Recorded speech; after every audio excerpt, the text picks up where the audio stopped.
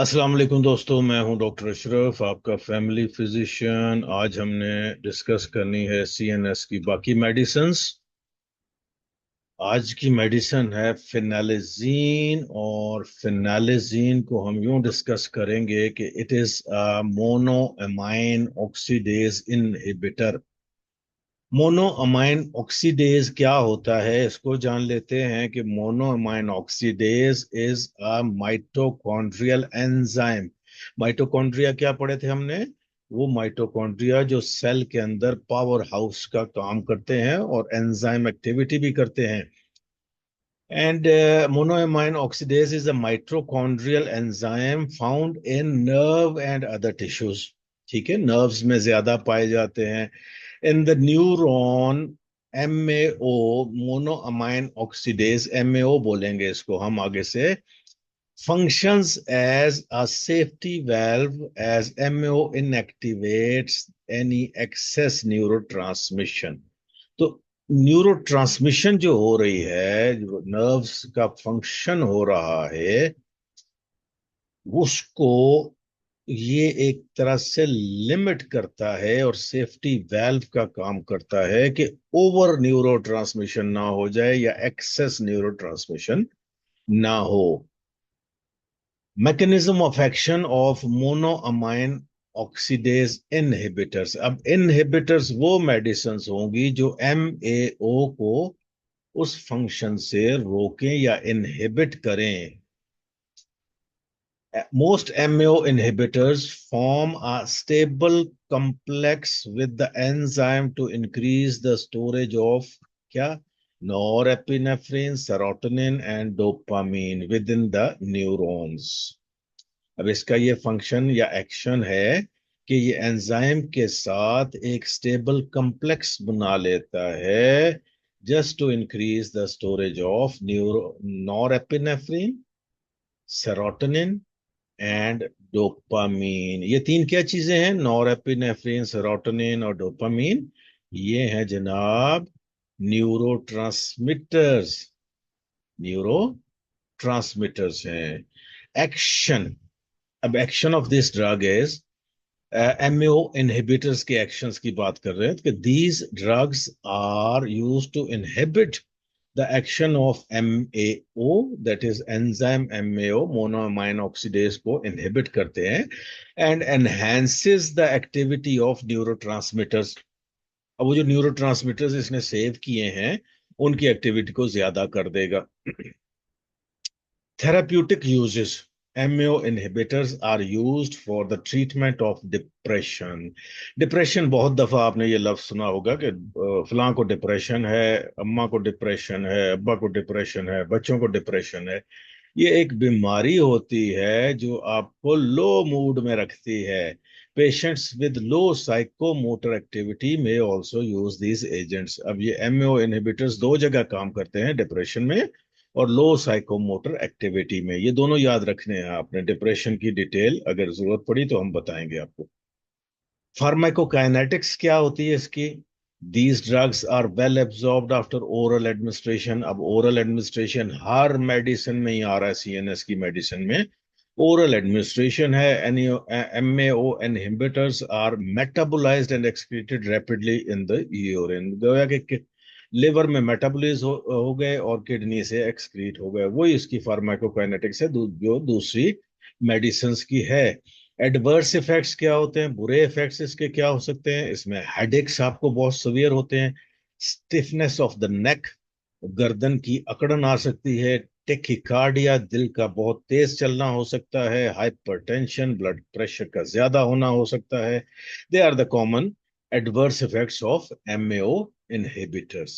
ये याद रखिएगा, सर से शुरू करें। हेडेक्स, फिर गर्दन का नेक स्टिफनेस, फिर दिल पे आ जाए टेकिकार्डिया, और उसी के साथ ब्लड प्रेशर। तो ये चार चीजें आपने याद रखनी है इसके एमएओ इनहिबिटर्स पे। न्यूरोलेप्टिक ड्रग्स और एंटी साइकोटिक ड्रग्स, ये दूसरा ग्रुप आ गया। न्यूरोलेप्टिक और एंटी साइकोटिक ड्रग्स भी कहते हैं। अब neuroleptic drugs are used primarily to treat schizophrenia. बीमारी होती है काइजोफ्रीनिया कह सकते हैं, हो स्किट्सोफ्रीनिया भी कुछ लोग कहते हैं, शाइजोफ्रीनिया भी कहते हैं। अब जो भी वर्ड पिक करो उसको याद कर लो, शाइजोफ्रीनिया, स्किट्सोफ्रीनिया या चाइजोफ्रीनिया। ये एस को साइलेंट करके बोलते हैं। They are also used in other psychotic states such as manic states. Mania एक बीमारी होती है, मेनियक्स जिसको बोलते हैं, पागलपन का दौर, तो उसमें भी ये न्यूरोलेप्टिक्स या एंटी साइकोटिक ड्रग्स यूज होती हैं। तो दो बीमारियां यहाँ पे बताई गई हैं, एक शेजोफ्रेनिया और एक मैनिया। मैनिक स्टेट्स में ये यूज होंगे न्यूरोलेप्टिक ड्रग्स। शिजोफ्रीनिया को बात कर लेते हैं कि शिजोफ्रीनिया या स्किट्सोफ्रीनिया क्या है। Schizophrenia is caused by increased dopamine activity in mesolimbic pathway and mesocortical pathway. Brain के हिस्से हैं मीजोलिम्बिक और मीजोकॉर्टिकल पाथवे, नर्व्स के हिस्से हैं ब्रेन में से जो आ रही हैं। During schizophrenia glutamic acid activity in the mid brain is decreased. Glutamic acid की एक्टिविटी उस वक्त डिक्रीज हुई होती है। And now there is new emergence of role of serotonin in the developments of schizophrenia. ये तीन चार चीजें याद करने की हैं, इनमें इतना डिटेल में मत जाइएगा, but this you should know कि इसकी caused by increased dopamine activity. अब आके हम पढ़ेंगे prototype neuroleptic drugs. Prototype neuroleptic drugs कौन कौन सी हैं जनाब? टिपिकल न्यूरोलेप्टिक्स इसमें एक ग्रुप है, दूसरा है typical neuroleptics which are low potency और हाई पोटेंसी, ये दो टिपिकल हैं, और तीसरी बनती है atypical neuroleptics. Typical neuroleptic low potency drug जो है क्लोरप्रोमाजीन। क्लोरप्रोमाजीन याद रखने में आसान है, तीन में डिवाइड कर ले, क्लोरप्रोमाजीन, क्लोरप्रोमाजीन लो पोटेंसी टिपिकल न्यूरोलेप्टिक। अब दूसरा ग्रुप है high potency typical neuroleptic which is haloperidol. तीन में डिवाइड करें, हेलोपेरिडोल, हेलोपेरिडोल, ठीक है। तो haloperidol is a typical neuroleptic high potency. Atypical neuroleptics जो होती हैं क्लोनाजीपाम, सॉरी क्लोजापीन, क्लोजापीन, क्लोजापीन। और आगे चलते हैं जनाब, इसको जनरल इंट्रोडक्शन देखेंगे हम न्यूरोलेप्टिक ड्रग्स का। मैकेनिज्म ऑफ एक्शन इसमें बड़ा ही सिंपल है कि dopamine receptor blocking in the brain. All of the older and new neuroleptic drugs block dopamine receptors in the brain and the periphery. गोया कि ये डोपामीन एंटी डोपामीन ड्रग है। Dopamine के जो भी असर होते हैं उसको ये कम करती है या ब्लॉक कर देती है। Neuroleptic drugs bind to these receptors to varying degrees, कहीं ज्यादा कहीं कम ये बाइंड करती हैं, लेकिन बाइंड करती हैं। मैकेनिज्म ऑफ एक्शन इसका क्या है जनाब?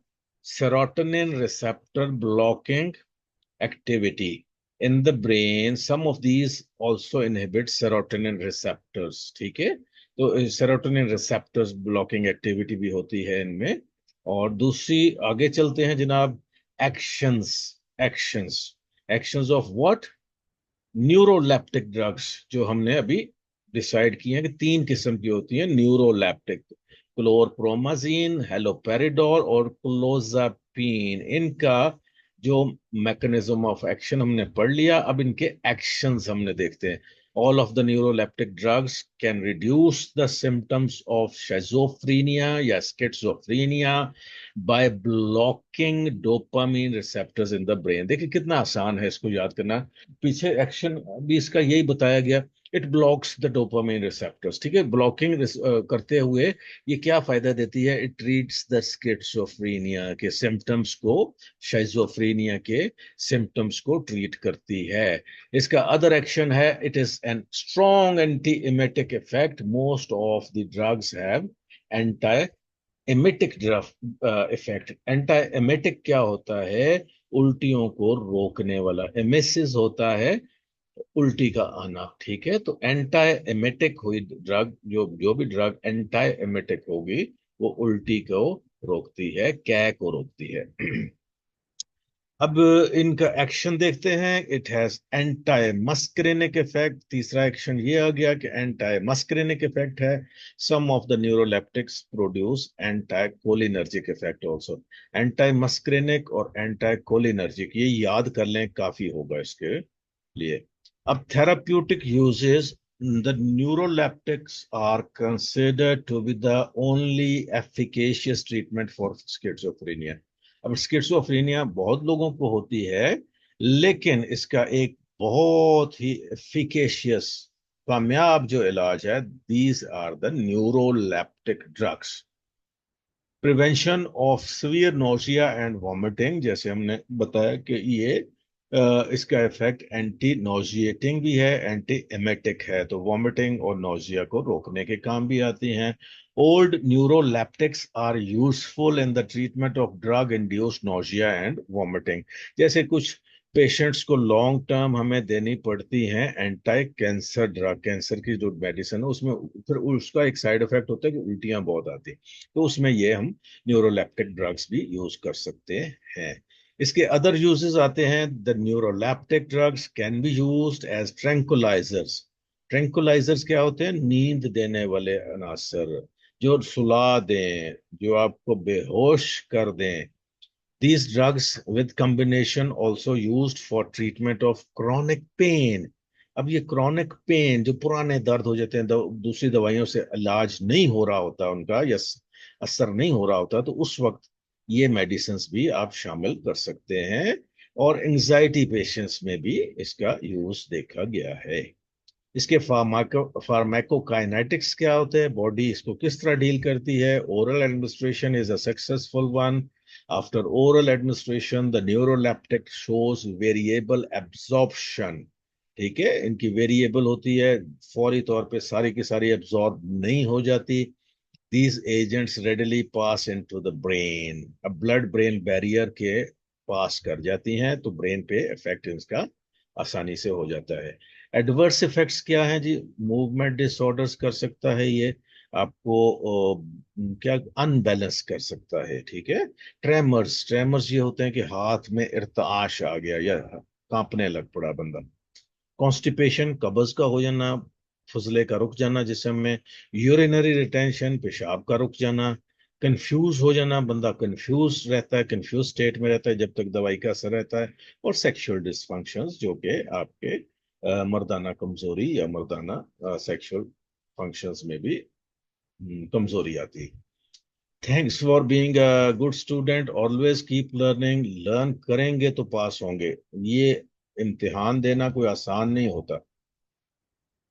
अब आगे चले जाते हैं, तो हम इधर थोड़ा ब्रेक करते हैं और इस वीडियो को अलहदा से जारी करेंगे। आपका बहुत शुक्रिया। इसके हम बहुत ही जल्द आपको क्वेश्चंस जो होंगे वो मैं शेयर करूंगा, ताकि आप लोग उसकी तैयारी भी शुरू कर सको।